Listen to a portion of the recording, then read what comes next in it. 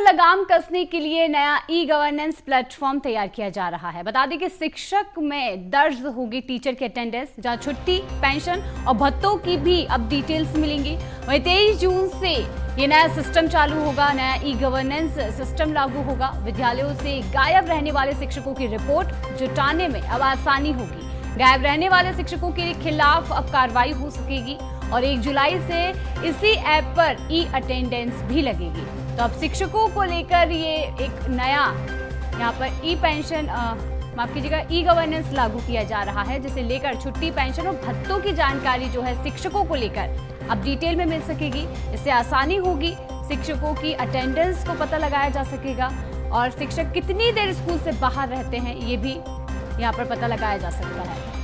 चलिए, लगातार हमारे साथ सहयोगी रंजन बने हुए हैं। रंजन, शिक्षकों पर लगाम कसने के लिए एक नया ई गवर्नेंस प्लेटफॉर्म आ रहा है, क्या कुछ इसे लेकर यहाँ पर शिक्षकों की जानकारी प्राप्त कर पाएंगे?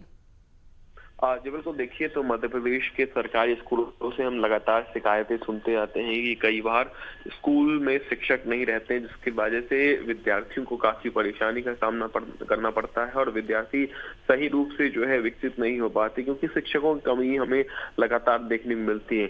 लेकिन शिक्षकों की भर्ती तो होती है, लेकिन वो स्कूल ही नहीं आते। 20,000 से ऐसे अधिक शिक्षक हैं जो कि हर साल स्कूल से गायब रहते हैं। ये डाटा हम नहीं बता रहे हैं, ये डाटा स्कूल शिक्षा विभाग की तरफ से ही जारी किया गया है, जिसमें साफ तौर पर कहा गया है कि 20,000 से अधिक शिक्षक हर साल स्कूल में पढ़ाने के लिए नहीं पहुंचते, जबकि सैलरी वो बराबर रूप से लेते हैं। ऐसे में अब उन पर लगाम लगाने के लिए अब एक ई गवर्नेंस प्लेटफॉर्म की शुरुआत होने जा रही है, जहां पर शिक्षक अगर स्कूल पहुंचते हैं, क्लास पहुंचते हैं, तो एक सेल्फी लेना पड़ेगा और सेल्फी लेकर के उनको एक वेबसाइट पर भी अपलोड करनी होगी, जिससे टीचरों की उपस्थिति दर्ज की जा सके। क्योंकि लगातार जिस तरीके से अटेंडेंस को लेकर के सवाल उठ रहे थे और छुट्टी और पेंशन को लेकर भी जो है सारा डिटेल ये सब ऑनलाइन होने जा रहा है और कल से इसकी शुरुआत हो जाएगी।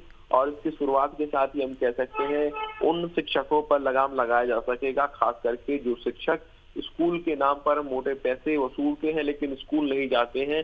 गायब रहने वाले शिक्षकों के ऊपर कार्रवाई भी की जाएगी और 1 जुलाई से अगर हम बात करें तो इसमें ई अटेंडेंस की शुरुआत हो जाएगी।